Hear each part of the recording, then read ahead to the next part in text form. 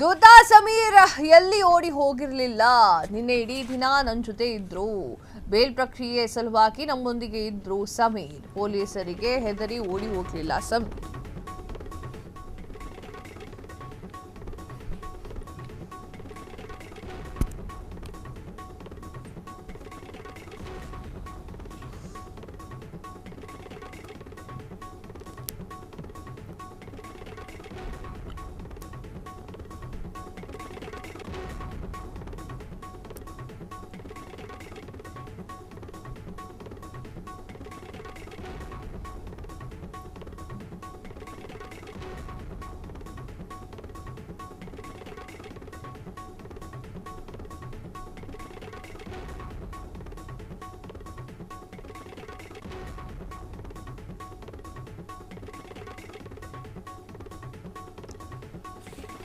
ದೂತ ಸಮೀರ್ ಎಲ್ಲೂ ಓಡಿ ಹೋಗಿರ್ಲಿಲ್ಲ. ನಿನ್ನೆ ಇಡೀ ದಿನ ನನ್ನ ಜೊತೆಗೆ ಇದ್ರು ಸಮೀರ್. ಬೇಲ್ ಪ್ರಕ್ರಿಯೆ ಸಲುವಾಗಿ ನಮ್ಮೊಂದಿಗೆ ಇದ್ರು ಸಮೀರ್. ಪೊಲೀಸರಿಗೆ ಹೆದರಿ ಎಲ್ಲೂ ಓಡೋಗಿರ್ಲಿಲ್ಲ. ಹಿರಿಯ ವಕೀಲ CS ದ್ವಾರಕಾನಾಥ್ ಅವರ ಸ್ಪಷ್ಟನೆ. ಸುಮೋಟೋ ಕೇಸ್ ಇತ್ತು ಸಮೀರ್ ಮೇಲೆ.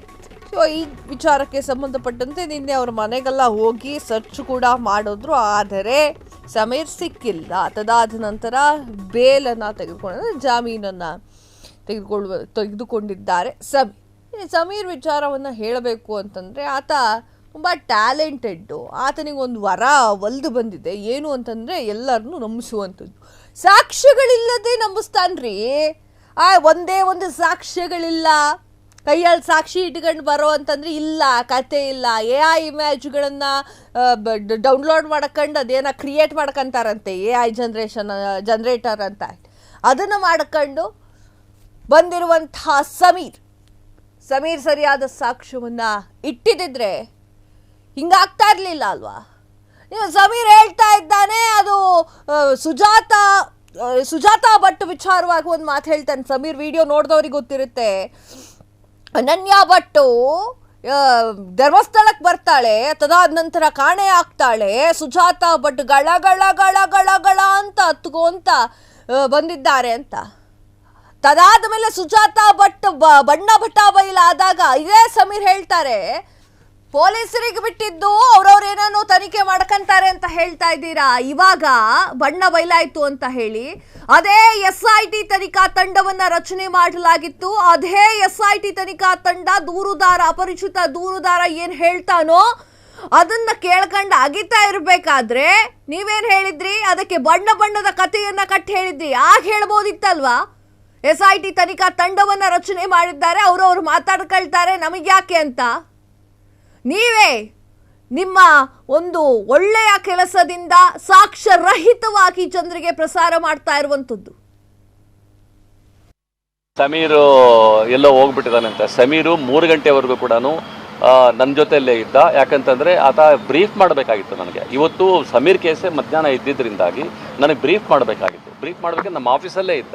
ನಮ್ಮ ಆಫೀಸಲ್ಲಿ ಇದ್ದಾಗ ನಾವು ನಾರ್ಮಲಿ ಏನು ಮಾಡ್ತೀವಿ, ನಮ್ಮ ಆಫೀಸ್ಗೆ ಬಂದಾಗ ಫೋನ್ ಆಫ್ ಮಾಡು ಅಂತ ಹೇಳ್ತೀವಿ. ಯಾಕಂದರೆ ಬೇರೆ ಫೋನ್ಗಳು ಬರಬಾರ್ದು, ಡಿಸ್ಟರ್ಬ್ ಆಗಬಾರ್ದು.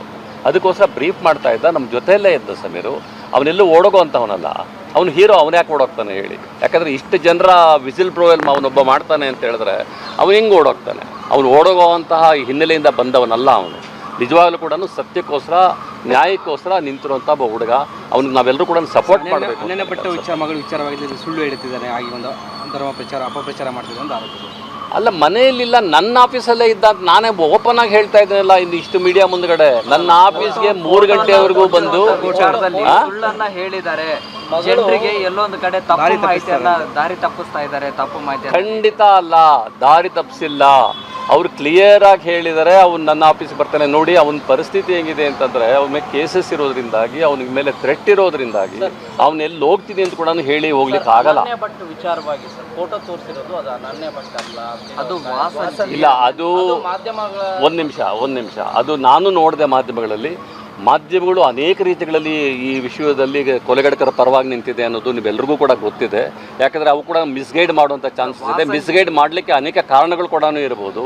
ಅದಕ್ಕೆ ಯಾಕಂದರೆ ಎಲ್ಲ ಮಾಧ್ಯಮಗಳನ್ನ ನಾನು ಇದನ್ನು ವಿರೋಧಿಸ್ತಾ ಇಲ್ಲ. ಕೆಲವು ಮಾಧ್ಯಮಗಳು ಮಾರ್ಕೊಂಡಿದ್ದಾವೆ.